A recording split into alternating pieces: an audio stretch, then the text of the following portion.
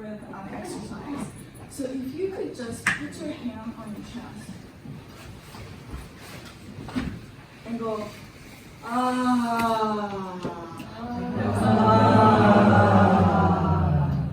Do you feel the vibration in your hand? Yeah, if you don't, let's do it again.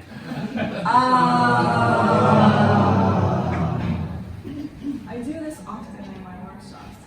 And I tell them that, so we're creating waves, right? Waves of ideas, but waves of sound, right? And this is one way that we can actually connect. And so when I play the piano in concerts and workshops like this, I always think that I'm actually sort of generating sound waves, and that I'm not just sort of vibrating your eardrums, but the air around you, and that I'm, touching you. And yes, teaching is information dissemination, but if it was just information and knowledge that we're seeking, we don't need classrooms, we have Google. Right? It's this synergy that we're looking for in sort of this adventure of discovery. So much of our communication today is visual, Not even handwriting, right? And so all the more reasons why in settings like this, a communal setting, how we use sound becomes so important, I think. I'm going to show you what we're hoping to achieve today. So this is Uri Hasson.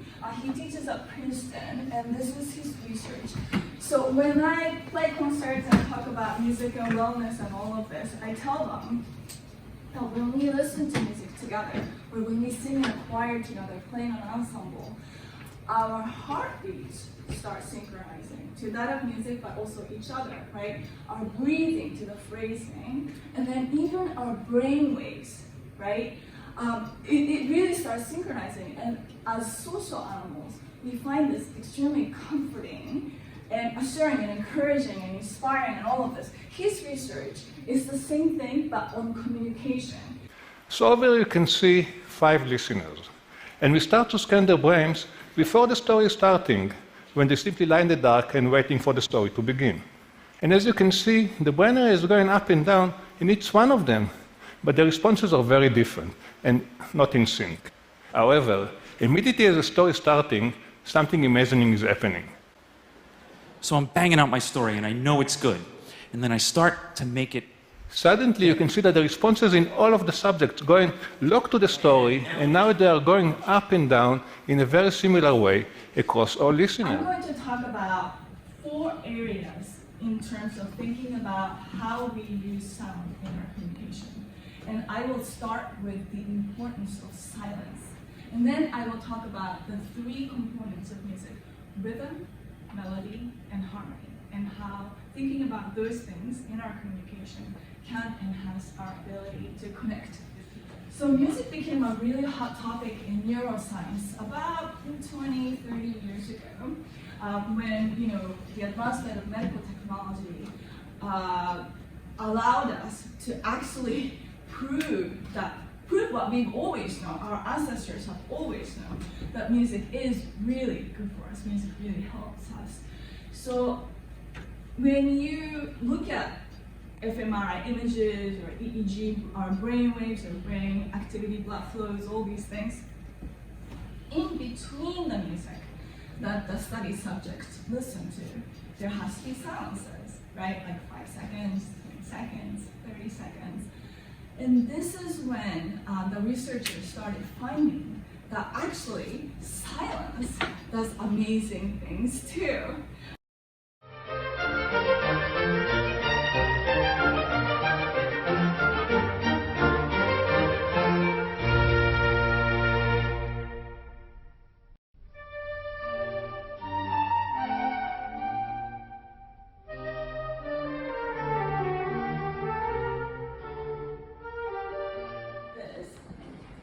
Except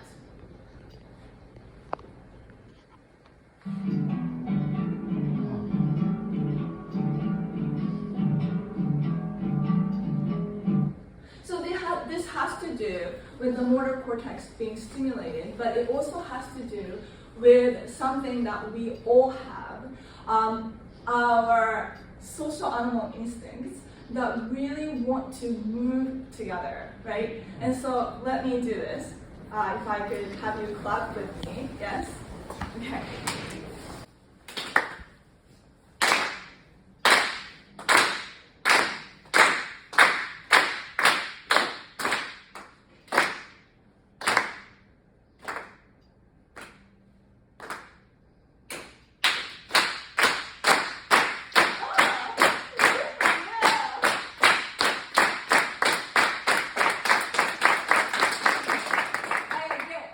Humans are the only ones that have the ability to clap the way we do. This group was especially good. I do this with many, many groups. This group was excellent. But still.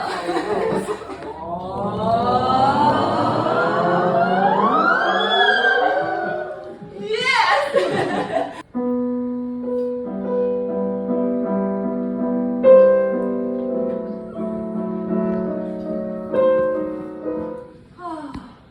Right? As opposed to right? Okay, so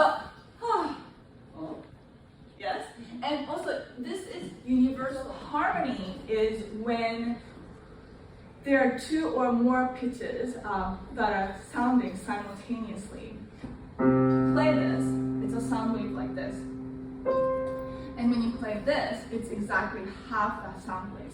So the sound waves don't collide, and they make a synergy. So they make the sound go further and last longer. But the thing about consonants, and we tend to like consonances as social animals, right? We tend to like getting along, no conflicts, right? But the thing about consonants is that if it's only consonants that we have, we cannot make music.